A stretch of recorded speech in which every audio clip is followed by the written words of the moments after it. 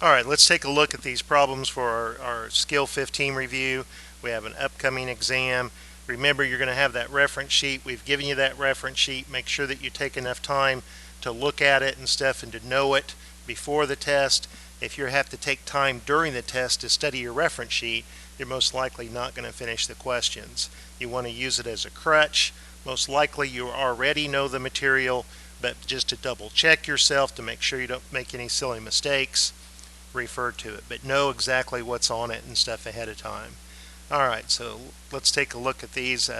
In these first 8 problems, they're asking us to identify what type of a conic section we have. So in a true sense of the word, this is a multiple choice problem. Our 4 different conics are a circle, a parabola, ellipse, and a hyperbola. The circle is a special case of the ellipse when the 2 foci are located at the center. Alright, so this is given to us in what we refer to as general form. For these first 8 problems, our true interest is going to be the coefficients in front of the squared terms, and we need to make sure that those squared terms are on the same side of the equation. If they have here, they have the same sign and they're not equal to each other, so the graph of this would be an ellipse. Problem number 2, we see that the squared terms are not on the same side of the equation. If they're on the same side of the equation, I see that they differ in sign. This coefficient's a positive 1, this is a negative 1. When the coefficients in front of the squared terms differ in sign, the graph will be a hyperbola. My x squared terms are on the same side of the equation. The coefficients are both equal to each other. The graph of this is going to be a circle. On the left hand side, we see that the squared terms are together. They are both the same sign. They are not equal to each other. The graph is going to be an ellipse. We don't have a y squared term. We only have an x squared term. The graph is going to be a parabola. X squared parabolas will either open upward or downward, depending upon whether p is positive or negative from our standard form. Here we have our squared terms, but they're not on the same side of the equation. If we write 6x squared, if we move the y squared term over, we can see that the coefficients are the same sign, but they're not equal to each other. The graph is going to be an ellipse. We have a y squared term, but we do not have an x squared term. The graph is going to be a parabola.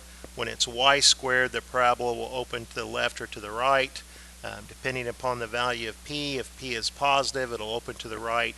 If p is negative, it'll open to the left. Here we have it's in general form. We see that we have an x squared, or excuse me, a y squared and an x squared term. Coefficients are equal to each other.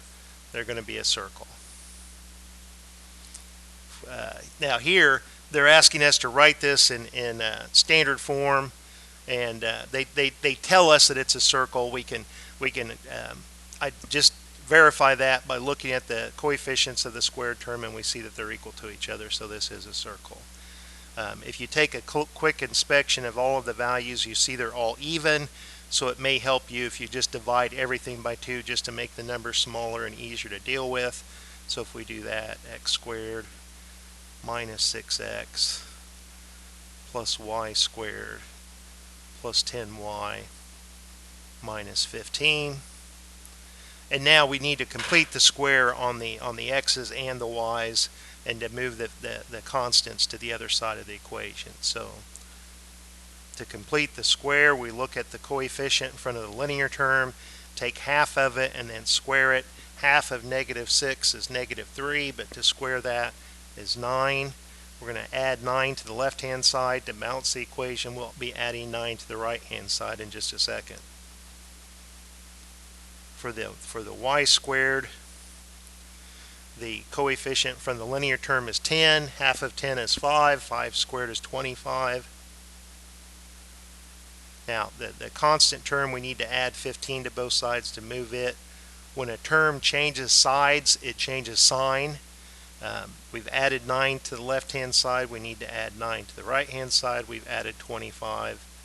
We need to add 25 to balance the equation. In adding that amount, we can now factor this, and at the factored form, it's a perfect square. The middle term is negative. I know this is going to be negative, and half of 6 is 3. Middle term here is positive, and half of 10 is 5. If we add these up, and if I've done my arithmetic correctly, I get 49. So here's the standard form for a circle. In standard form, it's very easy to identify the center, 3 comma negative 5, and to identify r, the square root of 49 is 7, so the circle has a radius of 7. In our next problem, at problem number 10, they tell us that it's a parabola. I would agree with that because I have an x squared term and I do not have a y squared term. Let's get the x squared and the linear term x on one side of the equation, everything else on the other. So let's subtract 12 from both sides.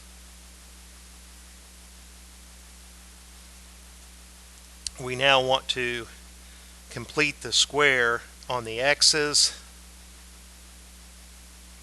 Half of 8 is 4, but if I square 4, I get 16. I'll add 16 to the right-hand side, and to balance the equation, I'll also add it to the left-hand side. Let's simplify our like terms. We've got 4y plus 4. On the right-hand side, we can factor this. My middle term is positive. This is going to be positive, half of 8, 4. We need to factor this. We need a coefficient of 1 in front of the y.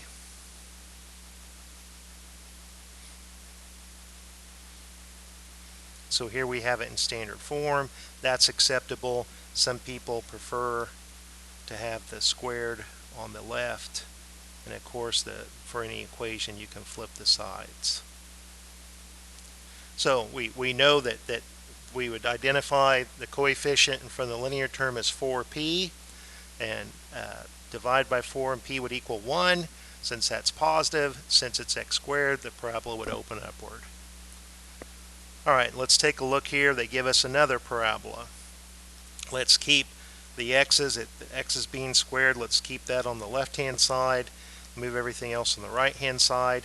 If we take a closer inspection upon these numbers, they're all divisible by 3. So let's divide everything by 3, and it'll just make the numbers a little bit smaller and maybe the arithmetic easier to deal with. 42 divided by 3, 14. Minus 2y. 117 divided by 3, I believe, is 39. Alright, so let's keep the x's on the left. We've got x squared plus 14x. The other terms, they're going to change sides, so they'll change sign. So this will become a 2y, a minus 39. To complete the square, we look at the linear term. The coefficient in front of the linear term, 14. Half of 14 is 7. If we square that, we have 49. If I've added 49 to the left-hand side to balance the equation, I must add 49 to the right-hand side. That allows us to factor this. The middle term is positive, so I know I'm going to have addition, and half of 14 is 7. I've got 2y. 49 minus 39 is 10. And I've got x plus 7 squared.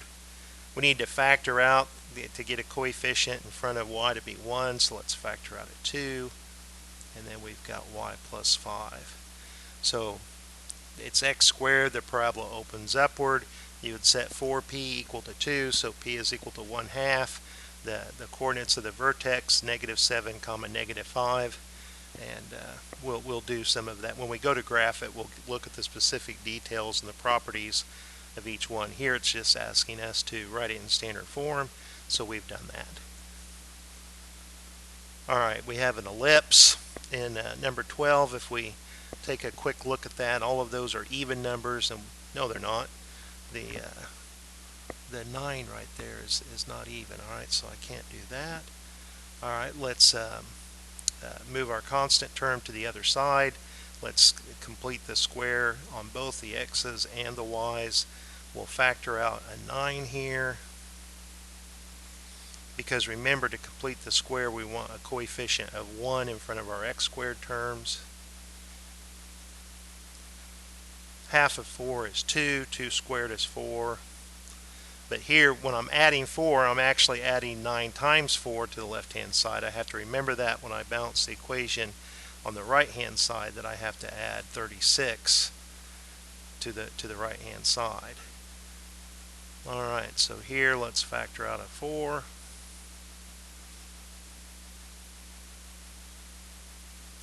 Half of negative 10 is negative 5. When we square that, that's 25. But again, I'm not just adding 25, I'm adding 4 times 25, I'm adding 100. So to balance the equation, I'll have to add 100 to the other side. The 100, we moved it to the other side, it'll become negative 100. Remember, over here we added 36, so we'll balance the equation by adding 36. Here we added 100. We need to add 100 to the right.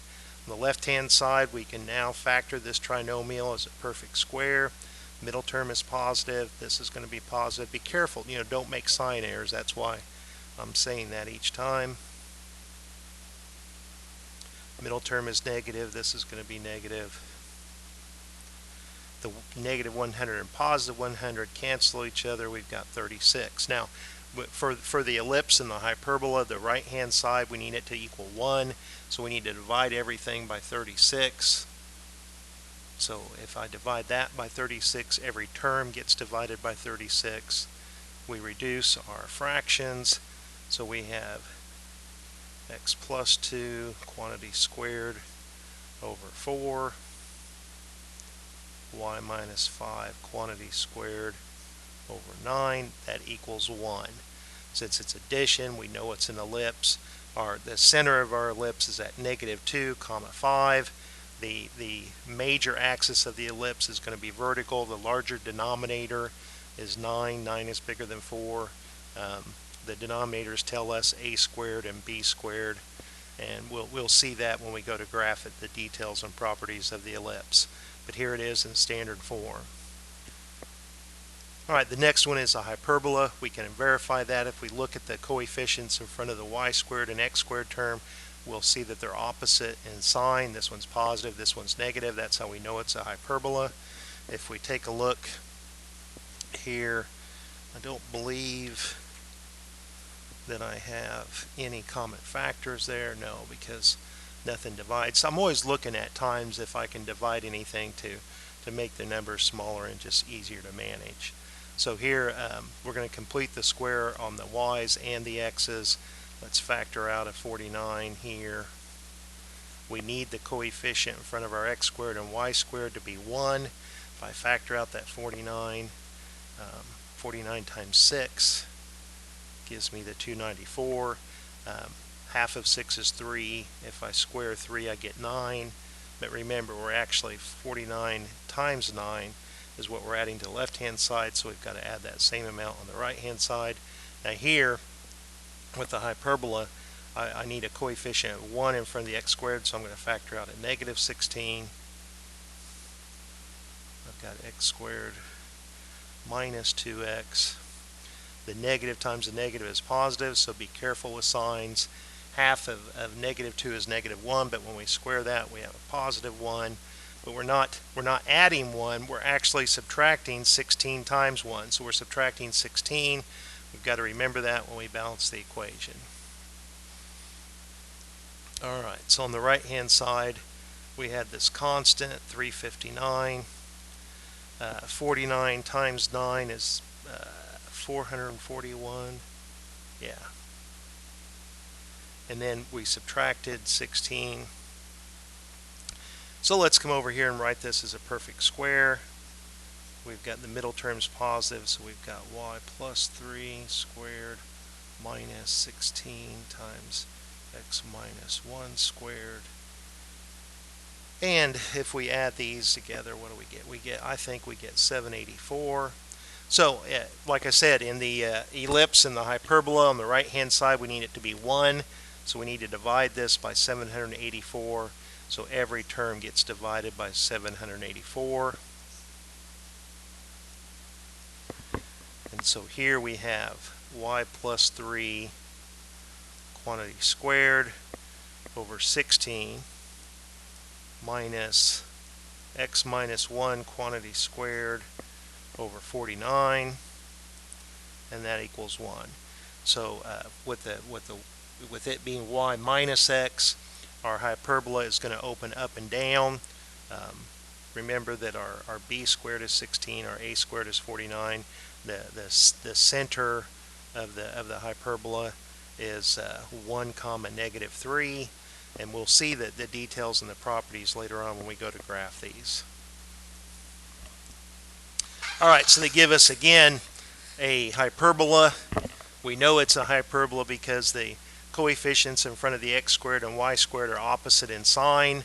I see an x squared here, but I don't have any x's, so I'm not going to have to complete the square for the x's. Here I need to have a coefficient of 1 in front of the y squared. I'm going to factor out a negative 3. Get y squared plus 16y. Then we take half of 16, which is 8. 8 squared is 64. If I add 64 to the left-hand side, now remember that I'm not adding 64 to the left-hand side. I'm actually subtracting 3 times 64. So I've got 228 here, but I need to subtract, and what is the 3 times 60, 192? Yeah. So I've got, let's factor this into the middle term's positive. Half of 16 is 8. The 228 minus 192 is, I believe, 36. We need that to be a 1 because for an ellipse and a hyperbola, the right-hand side is 1. So if we divide by 36, we need to divide by 36 everywhere. So we reduce these fractions. We've got x squared over 3 minus y plus 8 squared over 12 is equal to 1.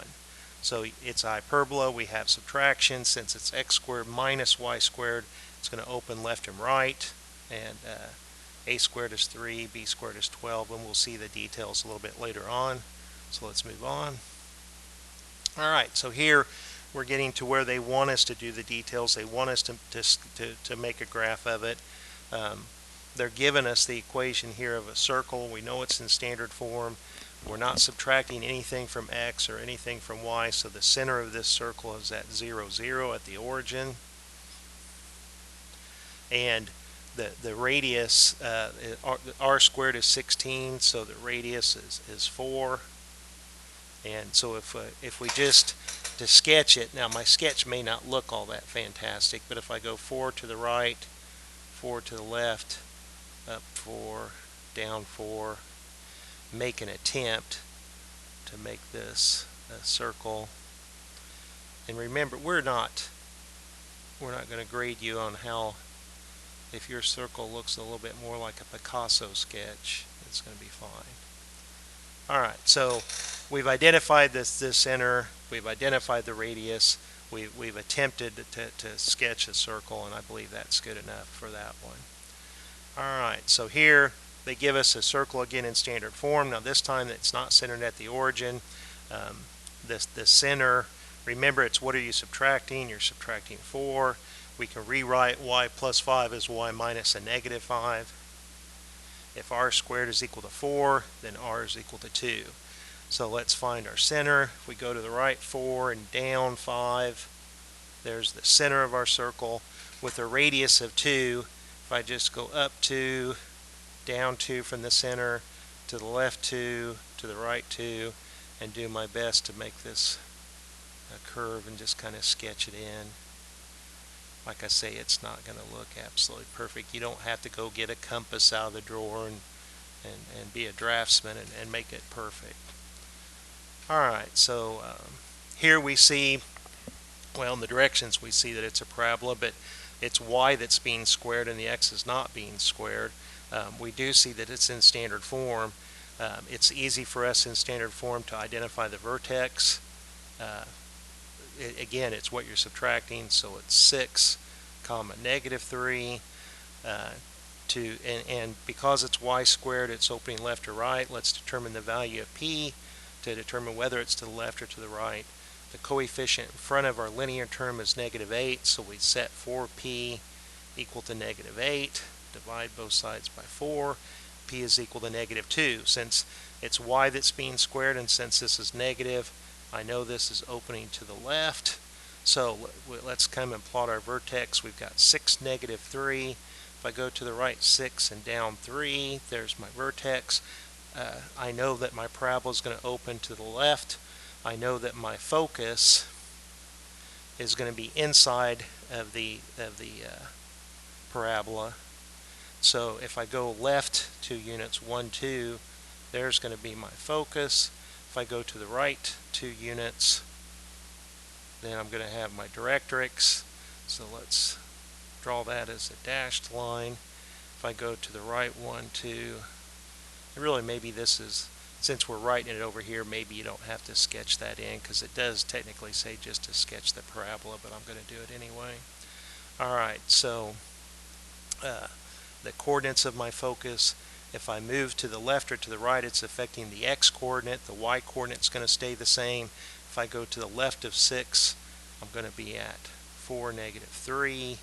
And you can see if the coordinates of that point was 4, negative 3. The directrix is a vertical line. You do need to write our directrix and our axes as equations because they represent infinitely many points. You don't want to write just a value down, just a number. So you have to write an equation. 2 units to the right of 6 is the vertical line x equals 8. Our axis of symmetry goes through our vertex and the focus. Horizontal line. Horizontal lines are always of the form y equals, and it's y equals negative 3.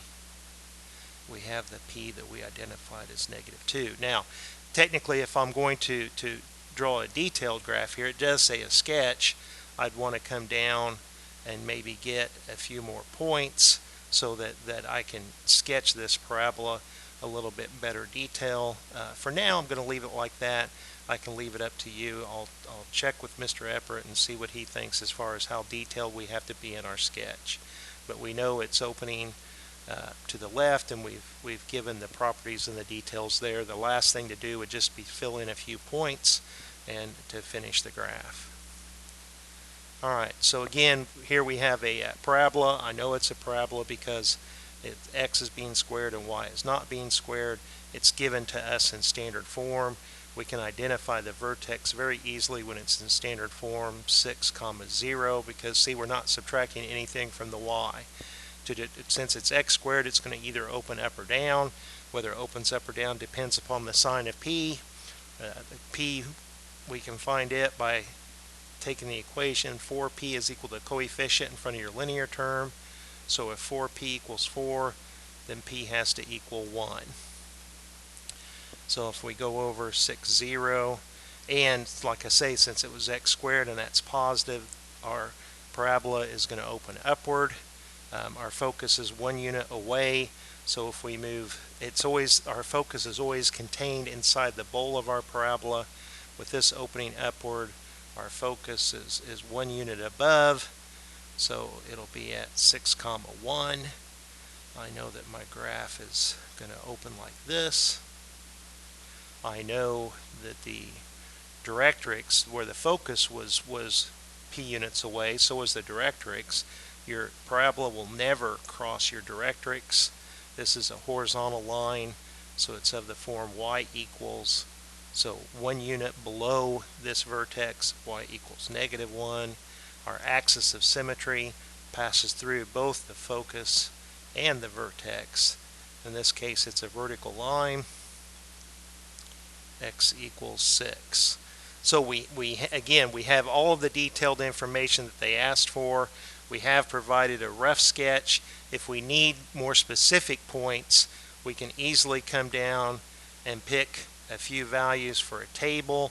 Pick values of x, since it's being squared, that are close to 6, close to the vertex.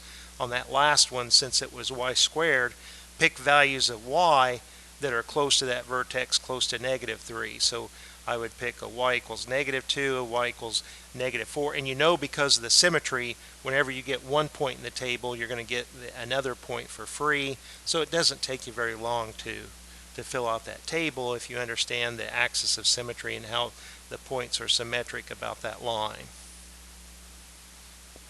Let's take a look here. They're asking us to sketch an ellipse. We know that it's an ellipse. Here's the standard form.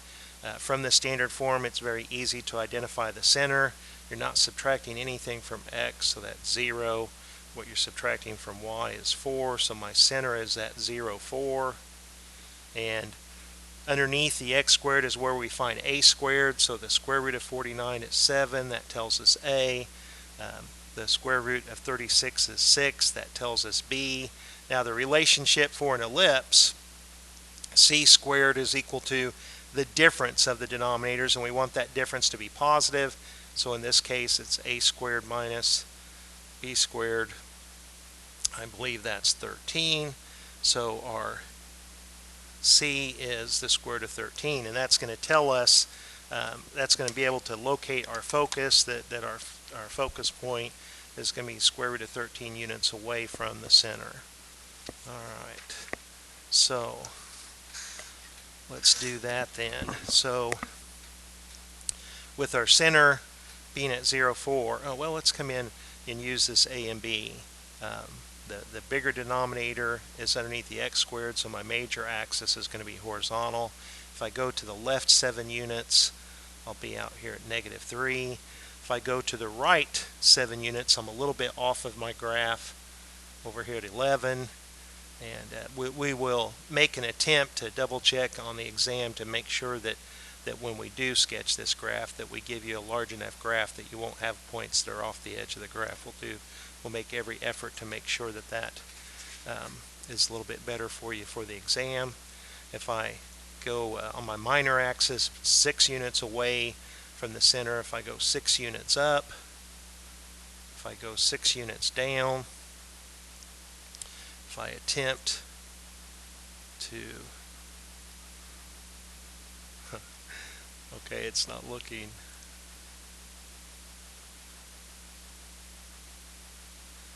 kind of a sad looking ellipse. Alright, so there we go. Now our foci is located on the major axis, c units away. So if we go to the left c units, where we'd be at negative square root of 13 comma 0. If we go to the right, we'd be at positive, so we can just represent these 2 points by using our plus and minus. I think the square root of 13 is about, let's look, the square root of 13 is about 3.6. So if we go 3.6 units over 1, 2, 3, and then I don't know, 6, there's going to be one focus, and 1, 2, 3, 6, there's another focus. Like I say, it's going to be located on the major axis. The major axis is horizontal because the larger denominator is underneath the x squared. Alright, so let's take a look at this next one. It's given to us in standard form. A squared is underneath the x squared terms, and the square root of 4 is 2. The square root of 64 is 8. The relationship, when it's a hyperbola, we see that you add the denominators together, but here we subtract to find c squared. So 64, and we want a positive value because we're working in a set of real numbers. When we go to take the square root of it, if it's negative, we're not working with complex numbers, so we need this guy to be a positive difference.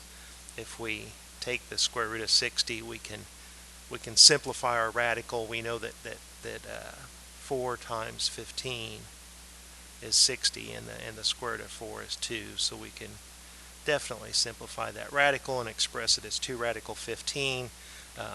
This is in standard form, so our center is easy to identify, -3 comma 2. Remember, since it's subtraction, you can look at these and just, since that's a positive 3, that'll be negative. Since that's negative, that'll be positive. Now, this time our major axis is vertical, up and down.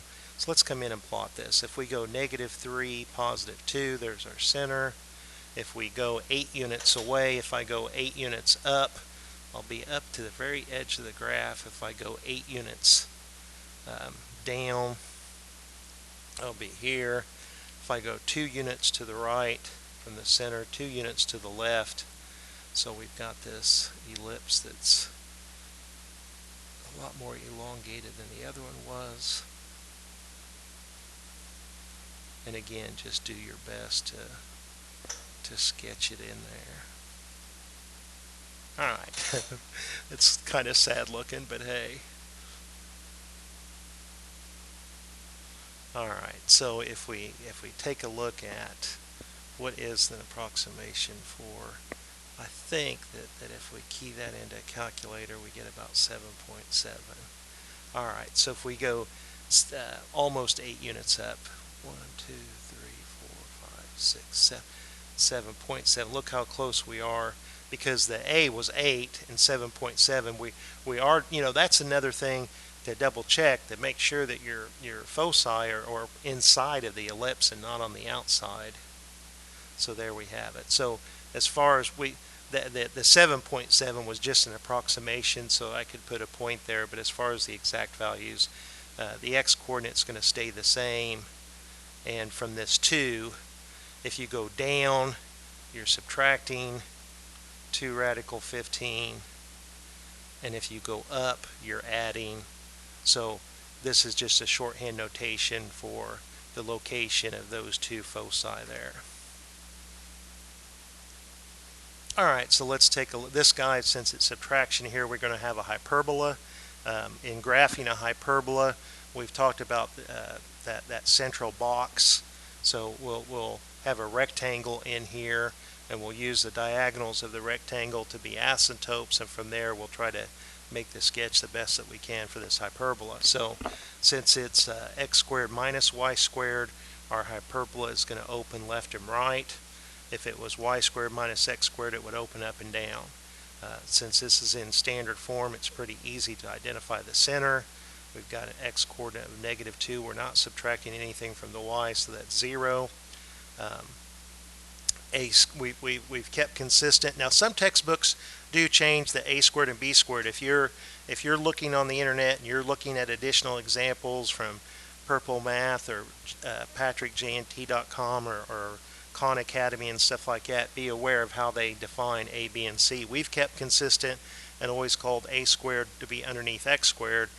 Sometimes they always call the larger denominator a squared. So be very careful if you're using an outside resource. You don't want to confuse yourself and use a reference sheet or a system that's different than what we've defined in class. If a squared is 4, then a is 2. Underneath here, we can write that as over 1, so b squared is 1, so b is 1. Now with the hyperbola, we add the a squared and b squared. So if we add 4 and 1, we get 5. So our c is radical 5. Now our vertices, since this is opening left and right, we're going to the left 2. To the left of -2 is -4. To the right of -2 is 0. 2 units to the right is 0. So our center is here.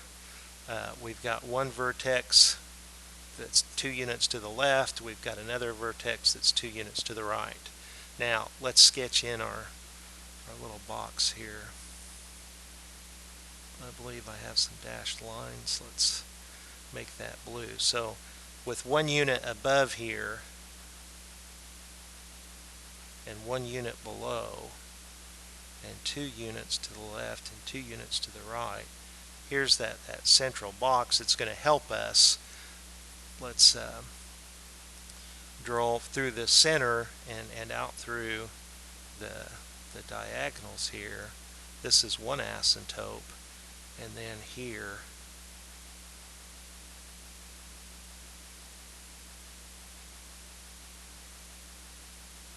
do I have that?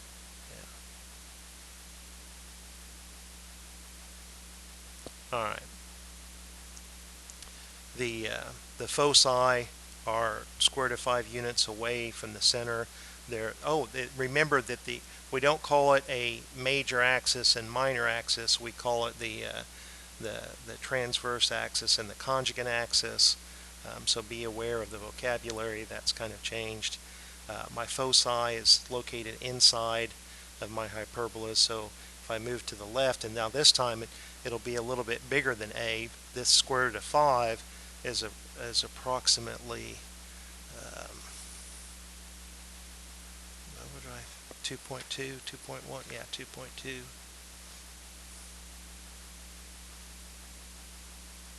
So if this was 2, just slightly to the left of it, slightly to the right of it is where my foci is. So if I sketch it in, the best I can do is kind of sketch it like that, make it close, and here from this vertex, this is going up and this is going down. So to get to those foci, we went to the left and to the right from -2. We went to the left, square root of 5. We went to the right, square root of 5 units. We didn't go up or down. That didn't change, so that's still a 0. Now the equation here, remember it's going through this corner and this corner, and here your rise is B, your run is A, so this line has a positive slope of B over A. This line has a negative slope of B over A. It's easiest for us to write these equations in point slope form. We'll use the point here at our center. So y minus 0 is just a y. My B over A is 1/2. We'll have one line that has a positive slope and one that's a negative. And x minus our center being -2, x minus a -2 is x plus 2. So there's the equation. I wrote it down here because I was afraid I wouldn't have enough room to write it there. So there's the equations of our asymptotes. So let's move on. Let's take a look at this guy. A squared and B squared are the same, so A and B, when you take the square root of 4, is 2. And remember that for C squared, you're adding these denominators together. For an ellipse, you subtract and you want a positive difference. If I add those together, I get 8. If I take the square root of 8, we've got 2 radical 2, because we can write the square root of 8 as 4 times radical 2. Alright, in standard form it's easy to identify the center. We've got -6 comma -1. Since it's y squared minus x squared, I know that my sketch, my hyperbolas, is going to open upward and downward. So my vertices are going to be on a vertical axis. My transverse axis is vertical. If I go 2 units up from -1, so -6 is going to stay the same. If I go down 2 units, I'll be at -3. If I go up 2 units, I'll be at 1. So let's sketch what we have so far. The -6, -1 is here. There's my center. If I go -6, +1, -6, -3. So you can see I've gone 2 units up, 2 units down.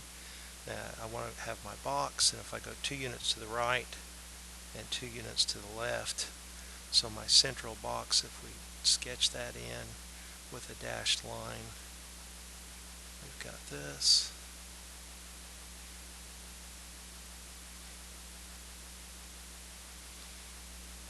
My diagonals of my box go through the corners and through that center. It goes through the corners, and through the center. We said that this opened upward and downward. So here's one vertex, and this is going out like that, getting closer and closer to that asymptote. And here, getting closer and closer to this one. This is coming down and getting closer to that. This is coming like this and getting closer to that. So there's a rough sketch of that. Now, the foci are going to be the 2 radical 2. It's a little bit bigger than 2 because obviously you're multiplying it by a number bigger than 1. So this guy is about 2.8 as a decimal. So if instead of going up 2, if I go up 2.8, and if I go down 2.8, there's my two foci. They're inside the hyperbola, so that makes sense. If we come down and get an exact value for these, since we're going up and down, it's changing the y-coordinate, not the x-coordinate. The x-coordinate of my center stays the same, but for that y-coordinate, we're either going down or up, that 2 radical 2. Now, for the equations of our asymptote, we've got two of them, one with a positive slope, one with a negative slope. We use the location. We write it in point slope form. If we have y minus a negative 1, we write that as y plus 1. Our slope is positive or negative b over a. Well, this time b and a is the same, so 2 divided by 2 is 1. And we've got x minus a negative 6, which we write as x plus 6. So we have a slope of 1 and a slope of negative 1. Alright, so now they're giving us the information here in words, and they want us to write the equation. It doesn't ask for a sketch, but of course it's going to help a little bit and stuff if we make a rough sketch to help us out here. So if I just make a quick x and y axis, if I go to the, let's see, where are we at? 4, negative 6. If I go to the right 4 and down 6, I'm at some point here, and that's the focus. Okay, my directrix x equals negative 2 is going to be somewhere over here. X equals negative 2. So since my directrix is x equal, is vertical, I know my parabola, my y is being squared. I know that it's going to open to the right. It opens away from my directrix. I know that my axis of symmetry is perpendicular to this directrix, and it passes through the focus and also the vertex. So here I know that the coordinates of that intersection is negative 2, negative 6. So the midpoint between these two, if I add the x's together and divide by 2, 4 plus a negative 2 is 2, and half of 2 is 1. So my vertex is here at 1, negative 6. So 3 units to the right is the focus, 3 units to the left is the directrix. My parabola is going to open to the right. So p is positive, and like we said, it's 3 units. So my standard form is y minus k, y minus a negative 6 is, oops, you know what, that's what's being squared. 4 times p, 4 times 3 is 12, and x minus h, x minus 1. So there's the equation for the parabola. This parabola, because it's y squared, is opening left or right. Because the p is positive, it's actually opening to the right. 4 times p is equal to 12, so p is equal to 3. 3 units to the right, 3 units to the left, so everything to me looks like it checks out. So here's my equation. Let's make a quick sketch here with a hyperbola. We've got, let's see, it's telling us the vertices. So if I'm at 5, negative 2, and then at 7, negative 2, my vertices here, so my not major axis, the transverse axis is horizontal, my conjugate axis is vertical, my center, so if this is 5, negative 2, and this is 7, negative 2, 5 plus 7 is 12, and half of 12 is 6. My center is at 6, negative 2. Makes sense because 7 is 1 unit to the right, and 5 is 1 unit to the left.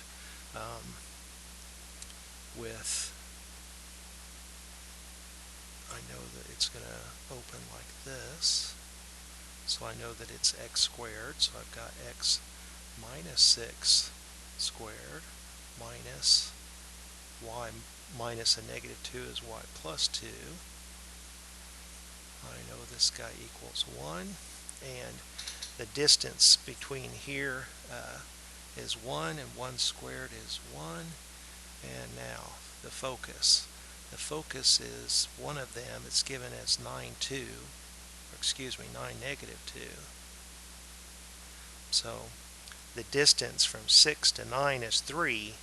So I know that c squared is equal to 9. I know that I add a squared and b squared to get c squared. So if this guy is 9,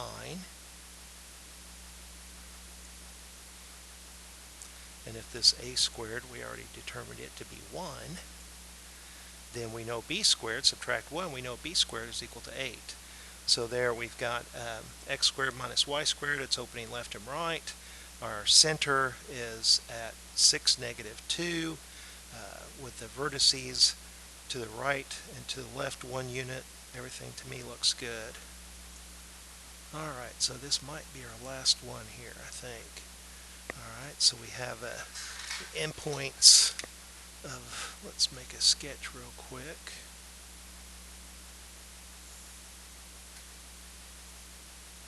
With 3, 3, and 3, negative 3, the 3, 3 is up here somewhere. The 3, negative 9 is down here somewhere. Since this is an ellipse, this is my major axis. So that length is 2a. No, excuse me, 2b. Since it's vertical, it's b. So down 9, up 3, that has a distance of 12. B is equal to 6. Alright, so the midpoint, let's add our y coordinates together. That's negative 6. Half of negative 6 is negative 3. So our center is at 3, negative 3. 6 units up, we're at 3. 6 units down, we're at negative 9, so that makes sense. I need a little bit of room, so let's shrink that up. So we've got x minus 3 squared. We've got y plus 3 squared.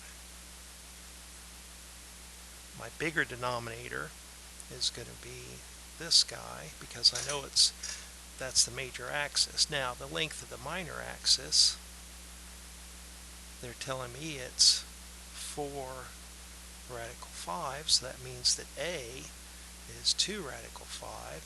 So if I square that, I get 4 times 5, which is 20. So here's my standard form for an ellipse. The bigger denominator is underneath the y squared, so the major axis, everything looks good. Alright, so I hope that helps.